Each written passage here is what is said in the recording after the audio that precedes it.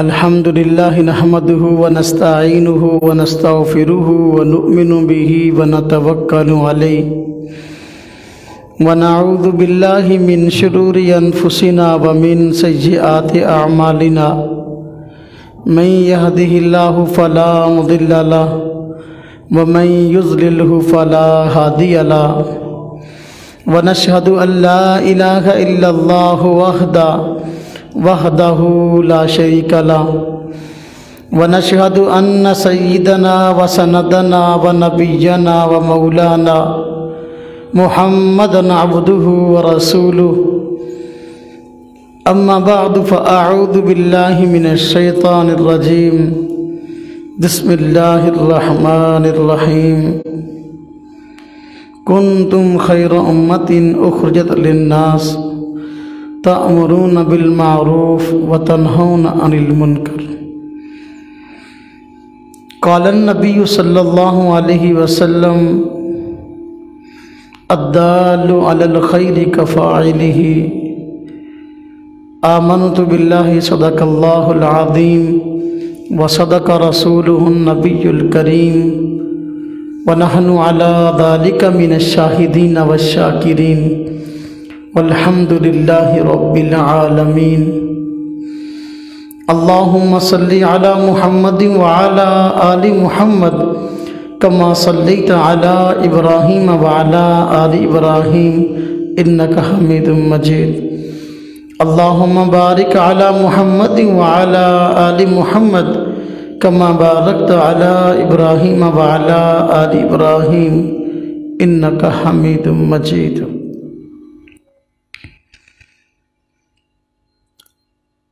اللہ تبارک و تعالیٰ نے انسانیت کی ہدایت کے لیے کم و بیش 1,24,000 انبیاء علیہم السلام مبعوث فرمائے ہیں۔ تمام انبیاء علیہم السلام کے دنیا میں تشریف لانے کا بنیادی مقصد لوگوں کو اچھائی کا حکم دینا اور برائی سے روکنا تھا۔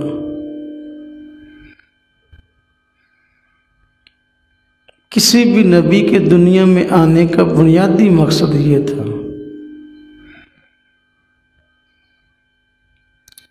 سب انبیوں سے آخر میں، تمام نبیوں سے آخر میں حضرت محمد مصطفیٰ صلی اللہ علیہ وسلم تشریف لائے ہیں۔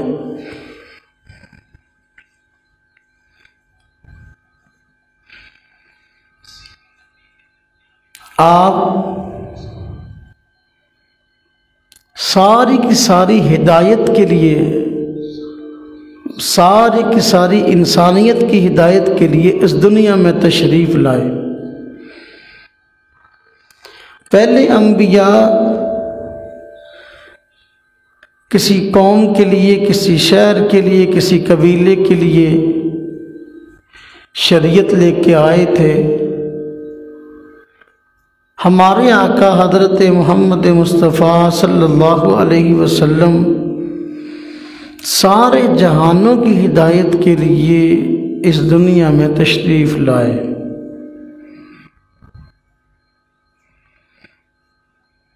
ہم سب کا یہ عقیدہ اور نظریہ ہے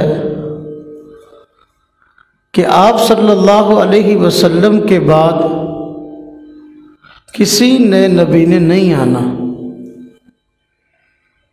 آپ آخری نبی ہیں۔ آپ پر نازل ہونے والی کتاب قرآن کریم آخری کتاب ہے اور آپ کی امت آخری امت ہے۔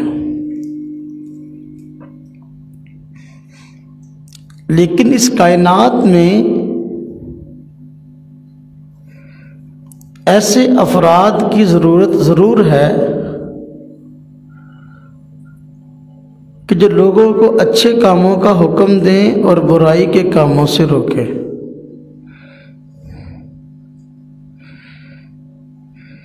حضور نبی پاک صلی اللہ علیہ وسلم نے یہ مبارک ڈیوٹی اپنے بعد اپنی امت کی لگائی ہے۔ حجۃ الوداع کے موقع پر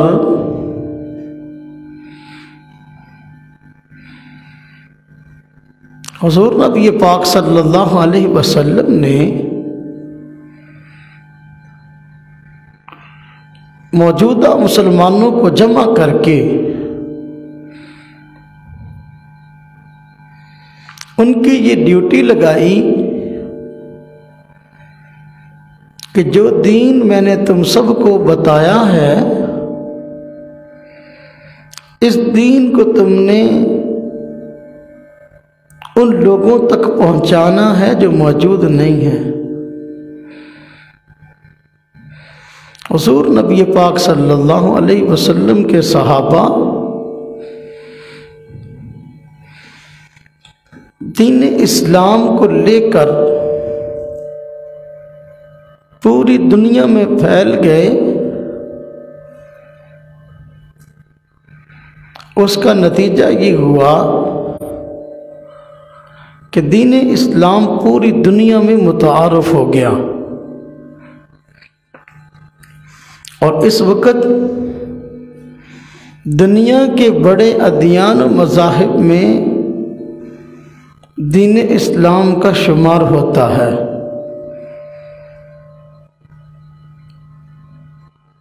تو آپ صلی اللہ علیہ وسلم نے اپنی امت کے افراد کی یہ ڈیوٹی لگائی، فَلْيُبَلِّغِ الشَّاهِدُ الْغَائِبُ، کہ جو موجود ہے وہ اس تک بات کو پہنچائے جو موجود نہیں ہے۔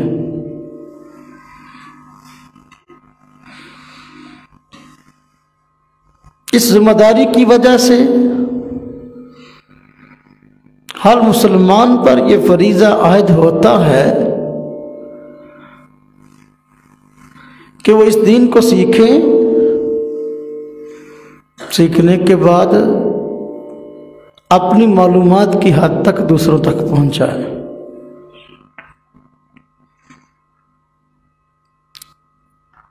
امتیں پہلے بھی آئی ہیں،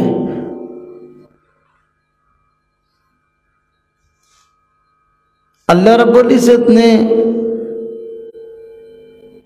ہر نبی کو امت عطا فرمائی ہے، اور جو ایمان لائے ان کو جنت کی خوشخبریاں بھی سنائی ہیں، لیکن کسی امت کو اللہ رب العزت نے خیر امت، بہترین امت نہیں فرمایا۔ یہ امت محمدیہ کا اعزاز ہے۔ جس طرح باقی امتوں میں امت مسلمہ کا یہ اعزاز ہے کہ یہ اعتدال والی معتدل امت ہے۔ فرمایا وَكَذَلِكَ جَعَلْنَاكُمْ أُمَّةً وَسَطًا،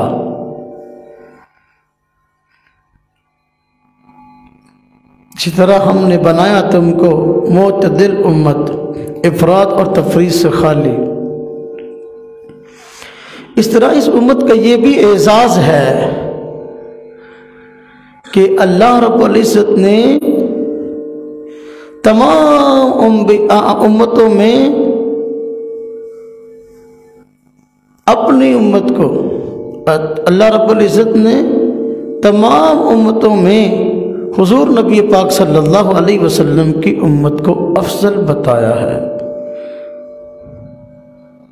کسی امت کو افضل نہیں کہا گیا سوائے امت محمدیہ علیہ صاحب والسلام کو، اور اس کی وجہ بھی ساتھ ذکر کر دی کہ امت محمدیہ باقی امتوں سے افضل کیوں ہے؟ اس کی وجہ یہ تأمرون بالمعروف، وہ تم لوگوں کو اچھائی کا حکم دیتے ہو، وتنہون عن المنکر، لوگوں کو برائی سے روکتے ہو۔ پہلی امتیں اچھے کام کرتی رہیں، برے کاموں سے باز آتی رہیں، رکتی رہیں، لیکن بحیثیت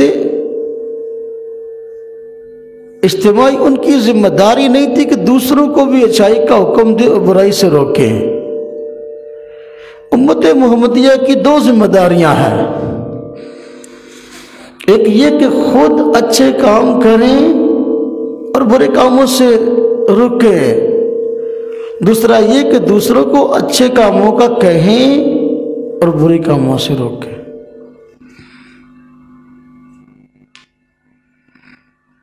اس لیے اللہ رب العزت نے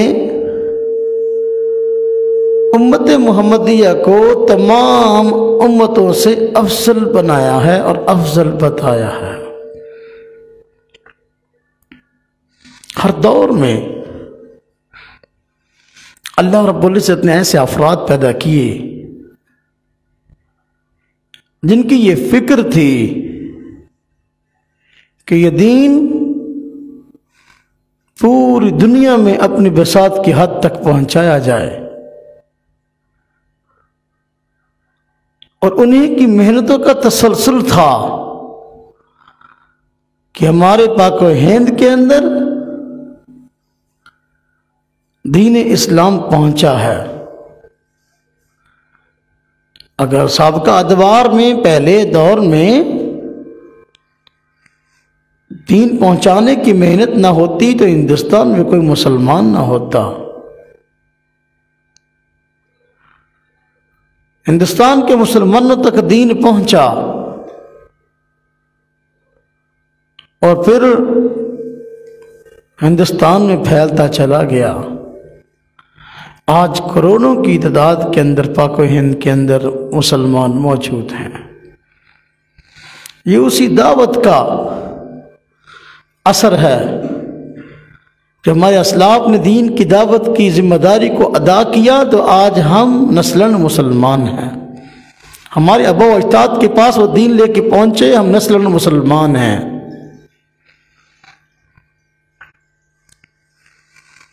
اسی دینی فکر کا تسلسل ہماری تبلیغی جماعت ہے، جس کے بانی حضرت مولانا شیخ محمد الیاس دہلوی رحمۃ اللہ علیہ ہیں۔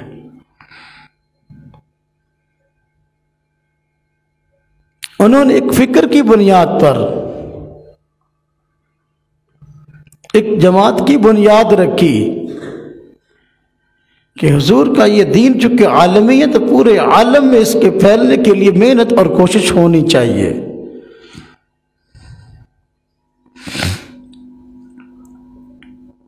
چنانچہ ان کی محنت رنگ لائی۔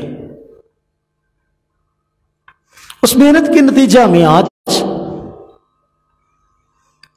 پوری دنیا کے اندر لوگ مسلمان ہو رہے ہیں۔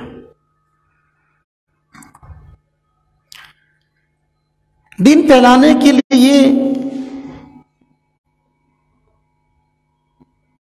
مختلف ادوار میں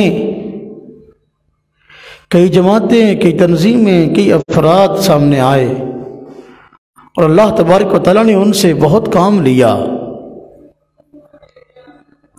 لیکن تبلیغی جماعت سے اللہ رب العزت نے اس دور میں جو کام لیا اس کی مثال سابقہ ادوار میں بھی ڈھونڈنا مشکل ہے۔ صحابہ کرام کے بعد اگر دیکھا جائے تو تبلیغی جماعت ایسی بہترین ایک مثال ہے کہ جن کا ہر وقت اوڑھنا بچھونا دین کی دعوت ہے۔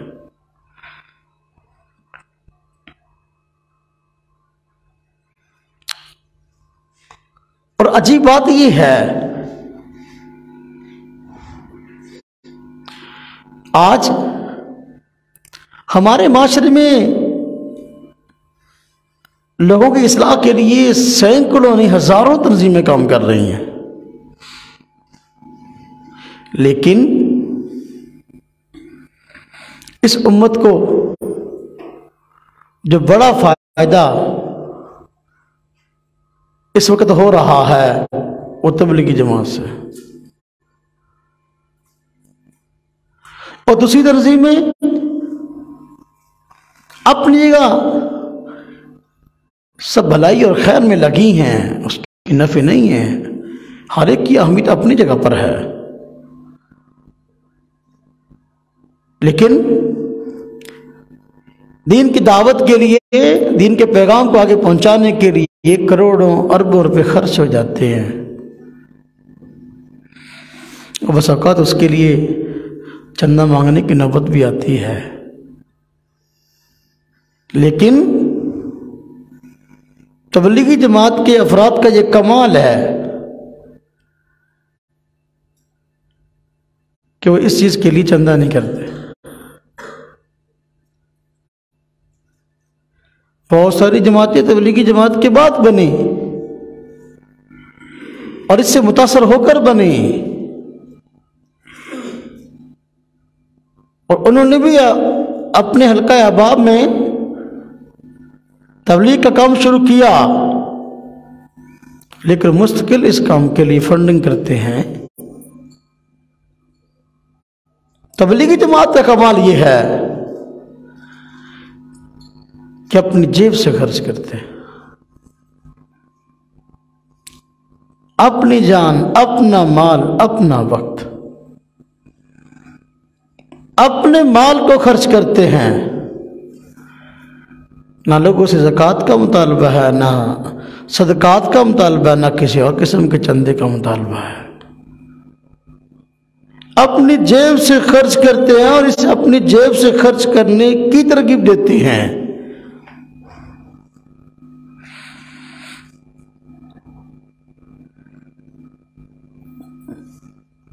اس اخلاص کی برکت ہے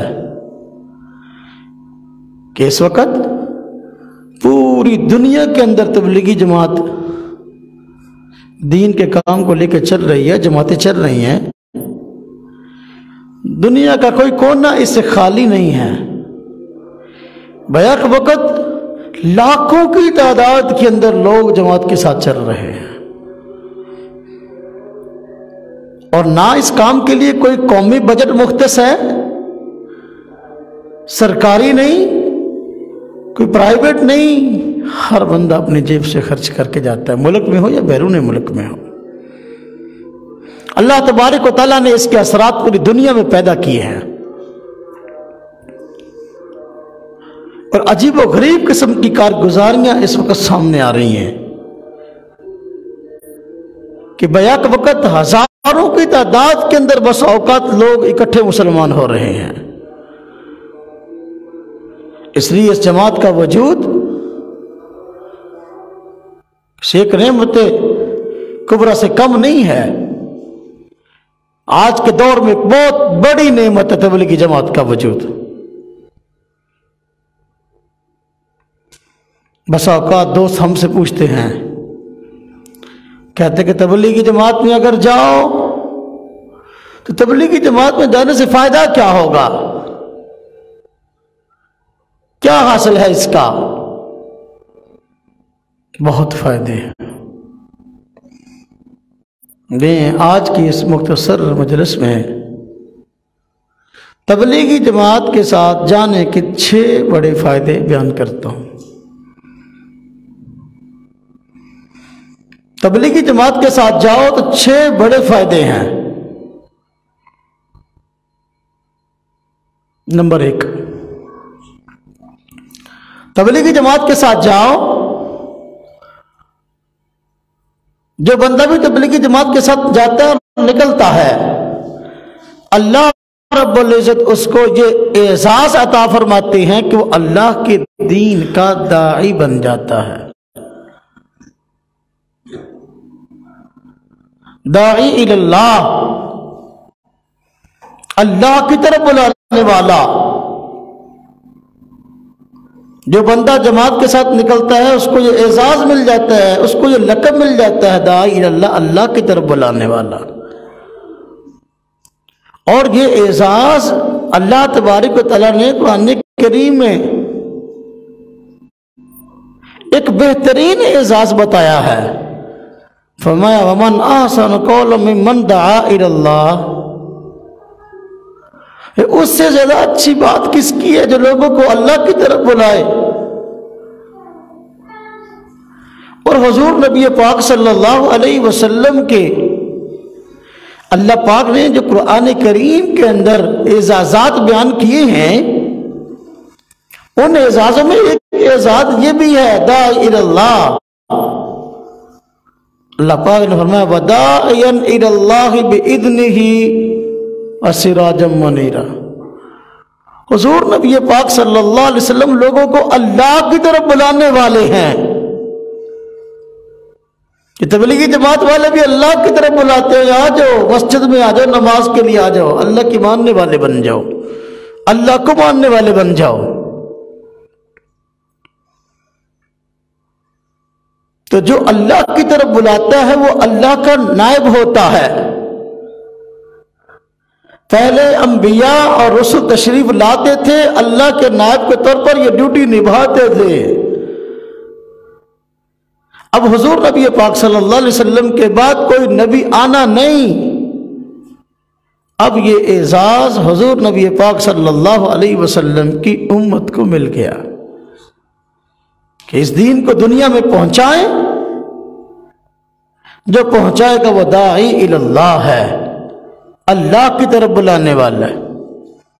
آج اس دنیا کے اندر ہر بندہ عزت چاہتا ہے، بڑے سے بڑا مقام اور مرتبہ چاہتا ہے، اس کے لیے بس اوقات بہت بھاگ دوڑ کرتا ہے، روپیہ پیسہ خرچ کرتا ہے، سفارشیں بھی ڈلواتا ہے، لیکن یہ اعزاز اس کو بس اوقات جو چاہتا ہوتا ہے نہیں ملتا۔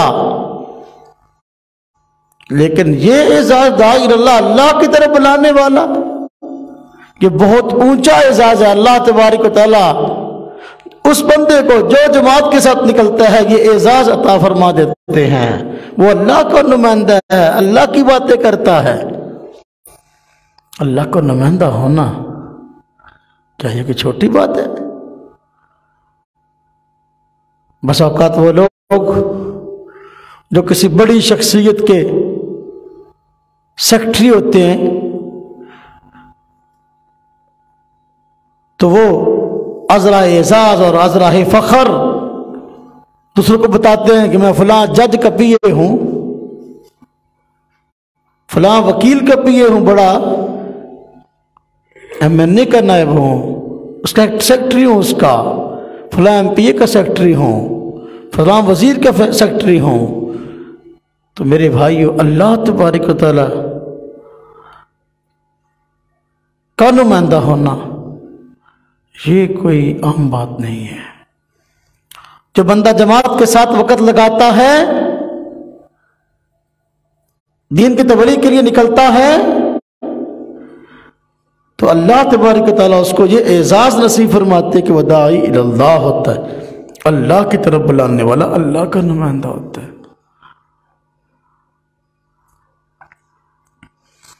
تبلیغی جماعت کے ساتھ جانے کا دوسرا فائدہ یہ کہ جو بندہ جماعت کے ساتھ جاتا ہے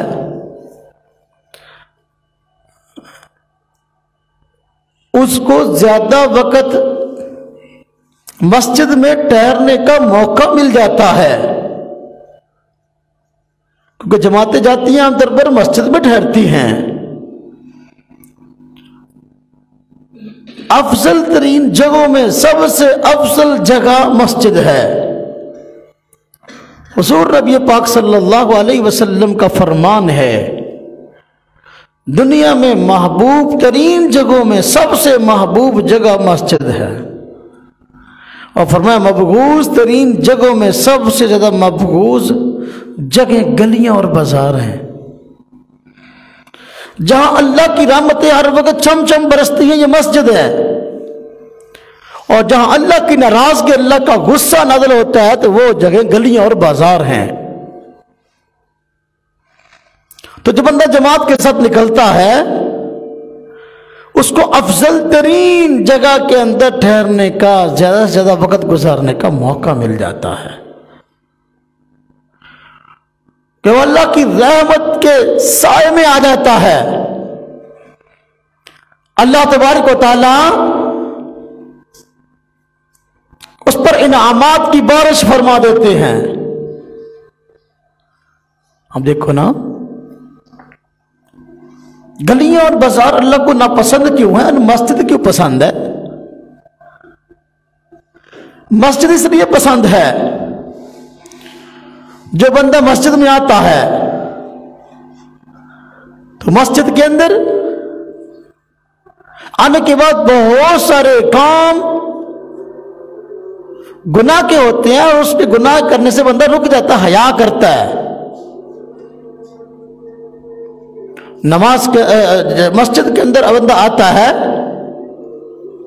تو مسجد میں موجود ہونے کے وقت کہتے ہیں یار دیکھو میں نے جھوٹ نہیں بولنا، کوشش کرتا ہے، اور میں نے چغلی نہیں کرنی، میں نے بے حیائی کام کوئی نہیں کرنا، میں نے فلاں برا کام نہیں کرنا۔ تو مسجد کے اندر بندے کا جی چاہتا ہے کہ میں برے کام نہ کروں، اور بندہ عام طور پر برے کاموں سے بچتا ہے، لیکن گلیوں بازاروں کے اندر عموماً بندے کا گناہ کرنے کو جی چاہتا ہے، اور بندہ عملاً کرتا بھی ہے، نہ چاہتے ہوئے بھی کرتا ہے۔ گلی میں بیٹھا ہے، عورتیں گزر رہی ہیں، بد نظری کر رہا ہے۔ گلی بازار میں بیٹھا ہے، ایک بندہ گزرتا ہے، اس کو دیکھ کہتا ہے یہ بندہ گزرا نا، یہ ایسا ہے، یہ ایسا ہے، یہ ایسا ہے، اس کی چغلی کرتا ہے، کسی سے جھگڑا فساد بھی کر لیتا ہے، اور بڑے بڑے گناہ ہیں۔ لیکن مسجد کے اندر بندے کی کوشش ہوتی ہے کہ یار مجھ سے گناہ نہ ہو۔ تو جو بندہ جماعت کے ساتھ نکلتا ہے، تبلیغی جماعت کے ساتھ وقت لگاتا ہے، تو مسجد چونکہ افضل ترین جگہ ہے، اس کا وقت افضل ترین جگہ میں گزرتا ہے۔ کتنا بڑا فائدہ ہے۔ طبی طور پر بندہ جتنے دن مسجد میں ٹھہرتا ہے، جماعت کے ساتھ نکلا ہوا ہوتا ہے، اتنے دن گناہوں سے بچ جاتا ہے، اور گناہوں سے پاک بندہ اور گناہوں سے بچنے والا بندہ اللہ کو بڑا پسند ہے۔ نتیجہ یہ ہوتا ہے کہ محبوب ترین جگہ میں رہنے والا بندہ آخرکار اللہ کا محبوب بن جاتا ہے۔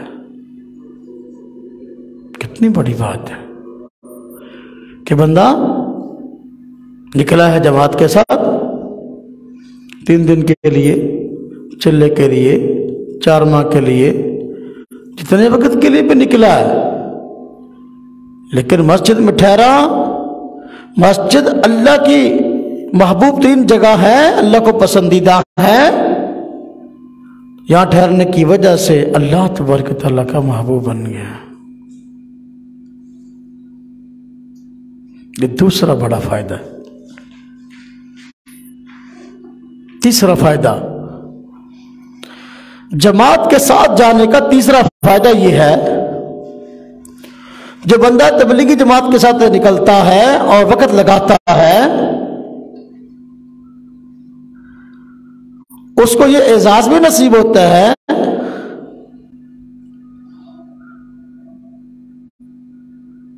کہ نماز کے وقت سے پہلے نماز میں انتظار کا موقع مل جاتا ہے، جس کی وجہ سے جتنی دیر نماز کا وقت نہیں ہوتا، مسجد میں رہنے کی وجہ سے نماز کا ثواب ملتا رہتا ہے۔ حدیث پاک میں آتا ہے، حضور نبی پاک صلی اللہ علیہ وسلم نے فرمایا کہ ایک بندہ مسجد میں ہے، مسجد میں موجود ہے اور جماعت کے انتظار میں ہے کہ بھئی وقت ہو تو جماعت سے نماز پڑھوں۔ تو میرے بھائیو، جب تک حدیث پاک میں آتا ہے کہ وہ جماعت کے انتظار میں مسجد کے اندر بیٹھا ہے، اس کو جماعت کے ساتھ نماز کا ثواب ملتا رہتا ہے۔ جو بندہ جماعت کے ساتھ نکلا، تبلیغی جماعت میں آیا، جماعت مسجد میں ٹھہری ہوتی ہے، اگر انہوں نے عشاء کی نماز پڑھی ہے تو اب فجر کے انتظار میں ہیں، عشاء پڑھنے کے بعد فجر کے انتظار میں ہیں، تو فجر تک جماعت سے نماز پڑھنے کا ثواب ملتا رہتا ہے۔ فجر پڑھی ہے تو زور کے انتظار میں ہیں، تو زور تک جماعت کا ثواب ملتا رہتا ہے۔ زور پڑھی ہے تو عصر کے انتظار میں ہیں، جماعت کا ثواب ملتا رہتا ہے۔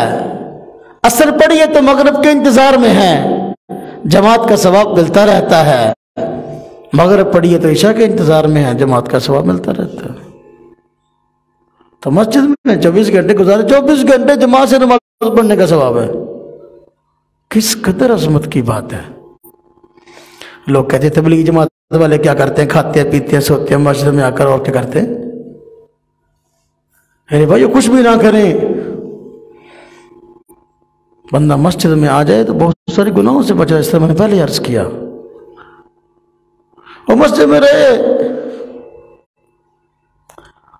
تو نماز کے انتظار میں جماعت کا ثواب ملتا رہے گا۔ کس قدر اجر اور ثواب کی بات ہے کہ بندہ مسجد میں بیٹھا ہے، اگرچہ بھی نماز نہیں پڑھ رہا لیکن جماعت کا ثواب اس کے کھاتے میں لکھا جا رہا ہے۔ کتنی باتیں ہو گئی؟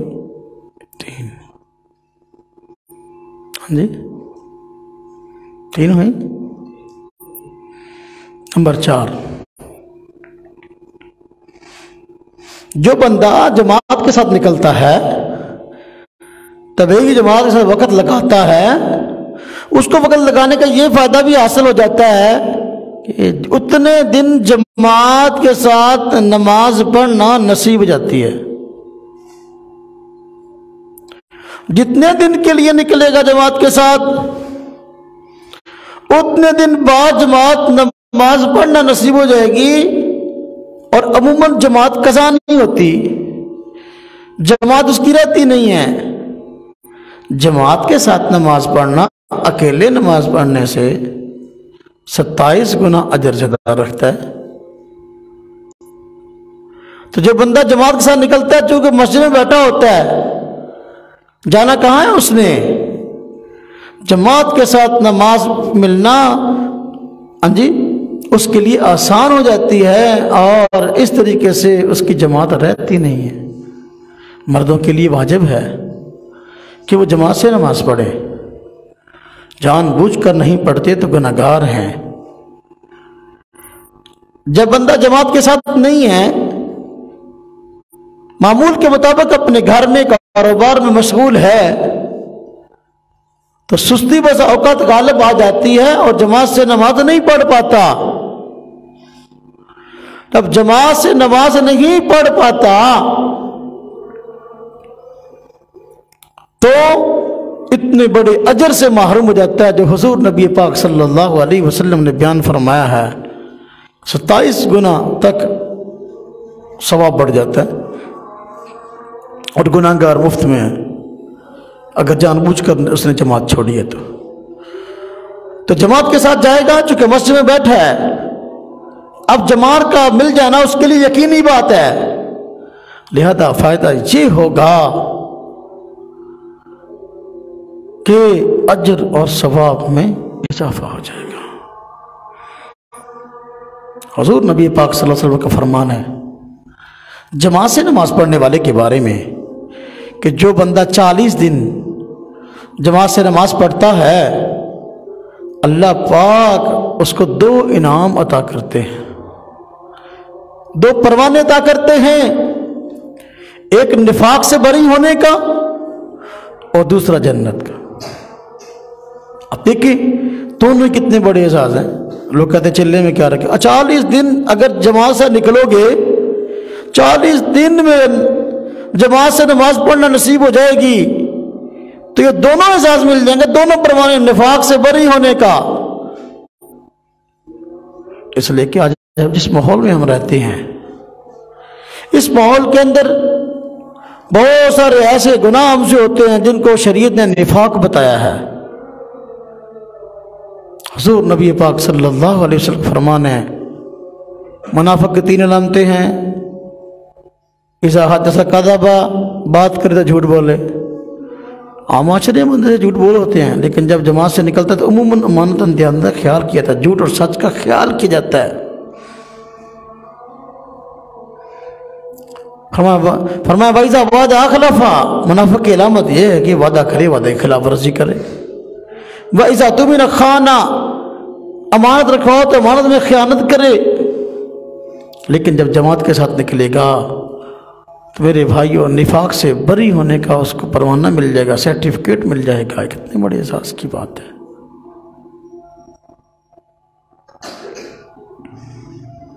اور نفاق کفر کی ایک قسم میں سے ایک قسم ہے، جس طرح شرک کفر کی قسم ہے، جس طرح الحاد کفر کی ایک قسم ہے، جس طرح زندقیت کفر کی ایک قسم ہے، جس طرح جو ہے ارتداد کفر کی ایک قسم ہے، تو نفاق کفر کی ایک قسم ہے۔ تو جو بندہ جماعت سے نکلتا ہے اس کو یہ احساس مل جاتا ہے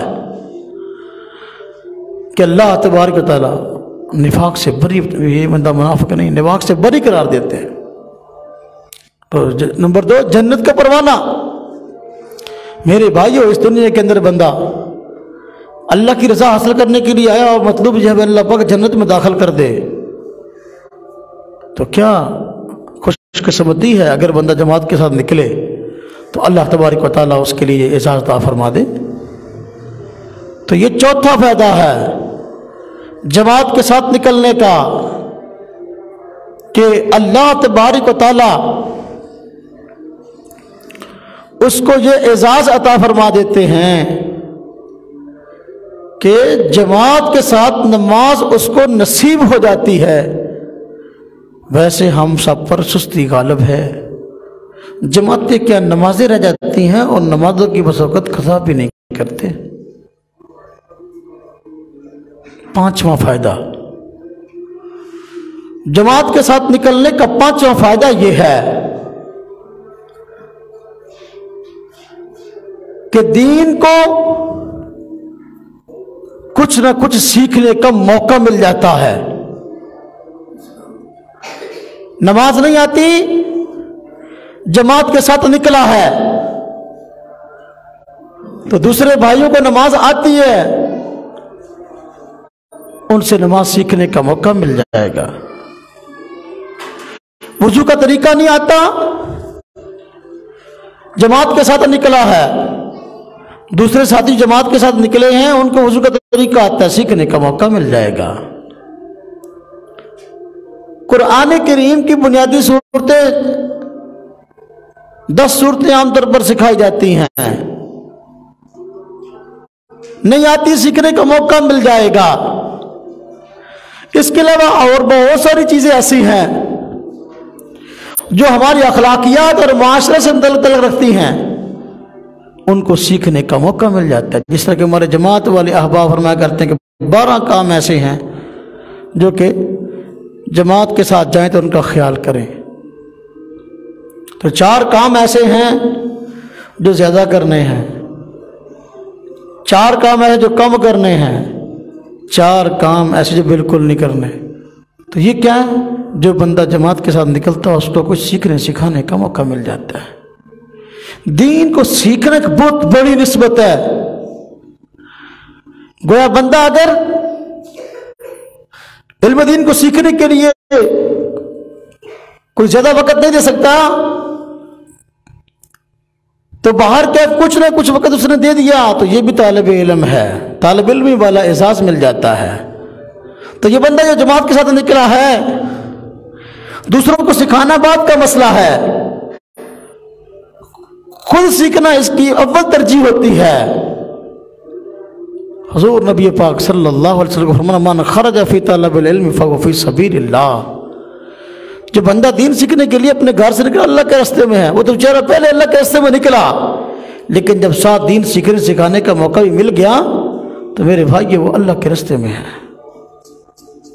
تو جماعت کے ساتھ جانے کا پانچواں فائدہ یہ ہے کہ جو بندہ جماعت کے ساتھ جاتا ہے، تبلیغی جماعت سے وقت لگاتا ہے، تو اس کو دین سیکھنے سکھانے کا موقع مل جاتا ہے۔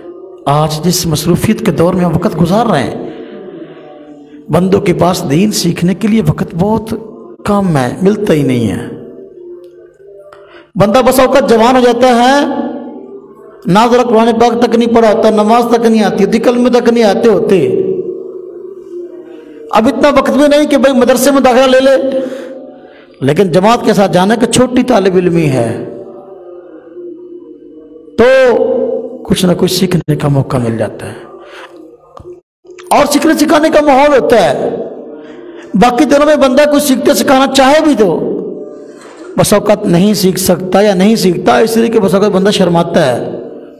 کوئی کیا کہے گا مجھے کلمہ نہیں آتا، فلاں کیا کہے گا مجھے نماز نہیں آتی، فلاں کیا کہے گا مجھے وضو نہیں کرنی آتا، اس لیے بس اوقات بندہ نمازیں پڑھ رہا ہوتا ہے لیکن نماز سیکھتا نہیں ہے، اس خوف سے کہ لوگ کہیں گے اتنا بڑا ہو گیا ابھی نماز نہیں آتی۔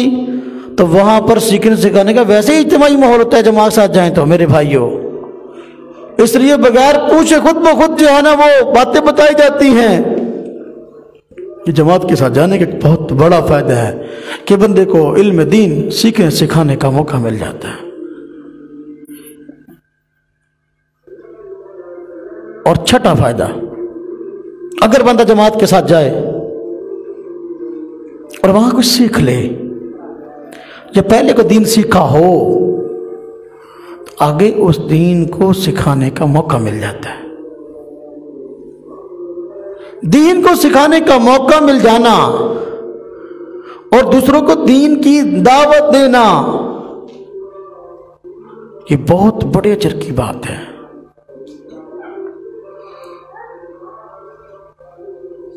اللہ کے دین کی فکر کے لیے ایک گھڑی یا ایک گھڑی، ایک صبح یا ایک شام نکلنا دنیا مافیا سے بہتر ہے۔ میرے بھائیو، اگر بندے نے کچھ سیکھا ہے، جماعت سے نکلا ہے، دوسروں کو بتائے گا تو اللہ تبارک و تعالی جتنے لوگوں کو بھی دین بتانا اس کو نصیب ہوگا، ان لوگوں کو اس کے لیے نیکیوں کی مل اور فیکٹری بنا دیں گے۔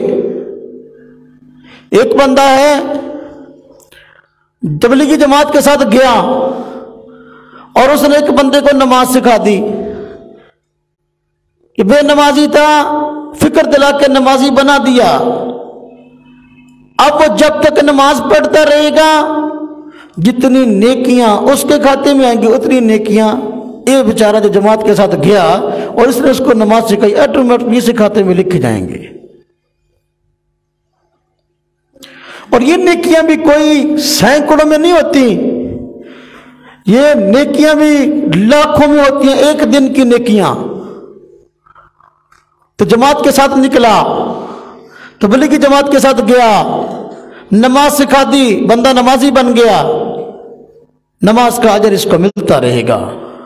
حضور نبی پاک صلی اللہ علیہ وسلم کا فرمان ہے، الدال علی الخیر کفاعلہ، جو بندہ کسی کو نیکی کے کام کا کہتا ہے اور اس کے کہنے کی وجہ دوسرا بندہ اس پر عمل کرتا ہے تو کہنے والے کو عمل کرنے والے کی طرح کا اجر مل جاتا ہے۔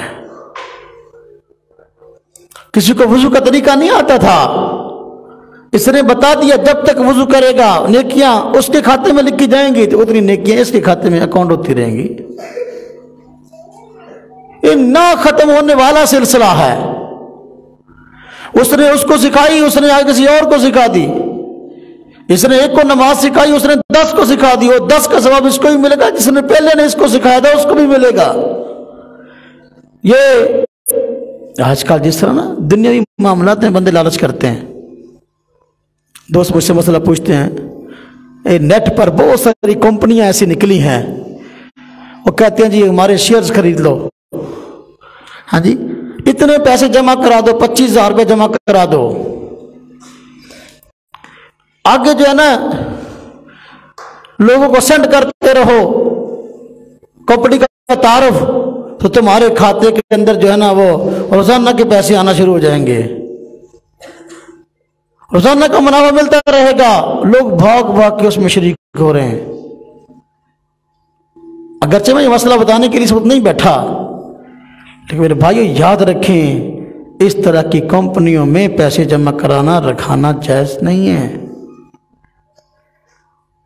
آپ کو پتہ ہی نہیں بندہ کون ہے، مسلمان ہے کافر ہے، آپ کو پتہ ہی نہیں کہ وہ کاروبار حلال کرتا ہے حرام کرتا ہے، آپ نے پیسے جمع کروا دیے، اب وہ آپ کو ڈالر بھیج رہا ہے، دیکھنے کو یہ خوش نما چیز ہے میرے بھائی، لیکن اس کا اجر اور ثواب نہیں بلکہ گناہ، یہ سود ہے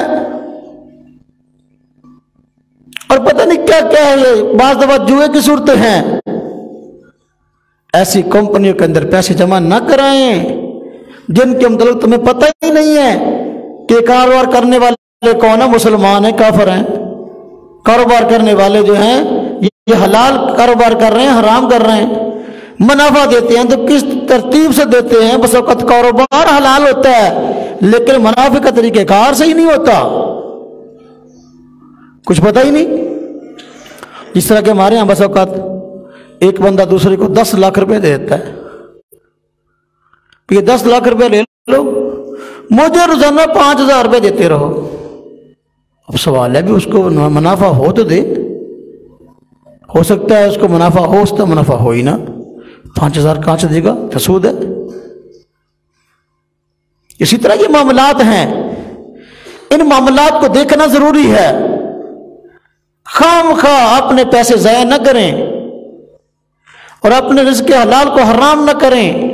اللہ پاک نے آپ کو پیسہ دیا، خود کاروبار کریں۔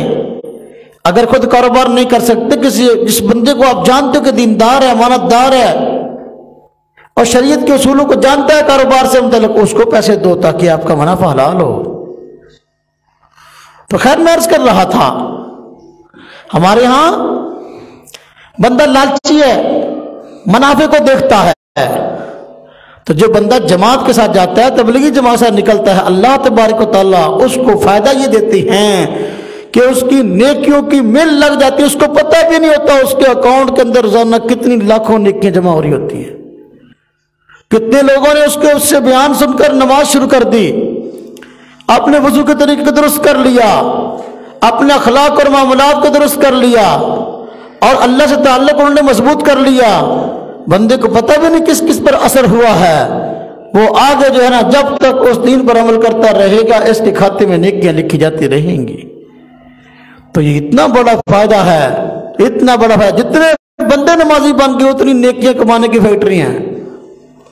ایک فیکٹری سے بندے کو زیادہ سے زیادہ کتنا ملتا ہے، بندہ کہتا ہے ایک دن میں اتنے 1000 مل گیا نفع، ہاں جی، لیکن یہ ایسی نیکیاں کمانے والی فیکٹری ہے کہ ایک دن کی لاکھوں نیکیاں مل جاتی ہیں، لاکھوں، اور خرچ بھی کچھ نہیں۔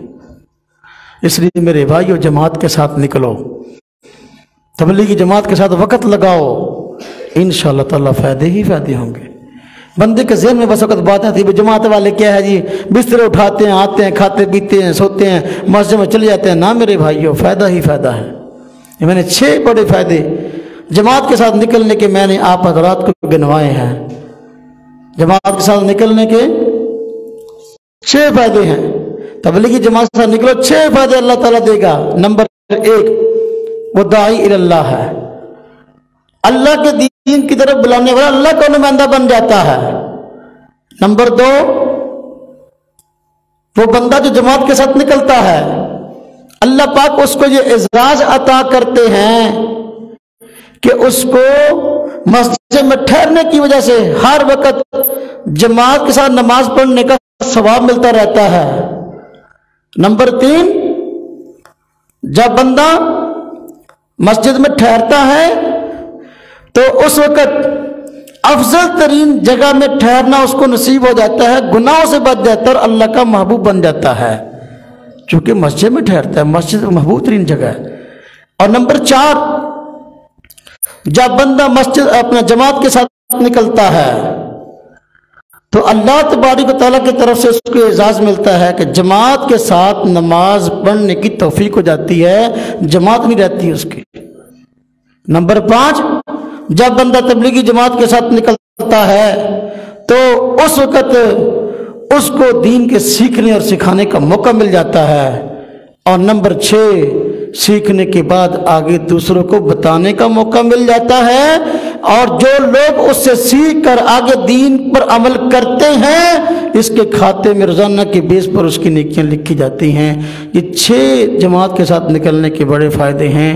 ہمیں چاہیے کہ جتنا موقع ہم سے مل سکے اور وقت نکل سکے جماعت کے ساتھ زیادہ سے زیادہ لگائیں۔ اللہ تبارک و تعالی ہم سب کو دین کی سمجھ عطا فرمائے اور اپنے پیارے حبیب صلی اللہ علیہ وسلم کے دین کو پوری دنیا میں پہنچانے کی توفیق عطا فرمائے۔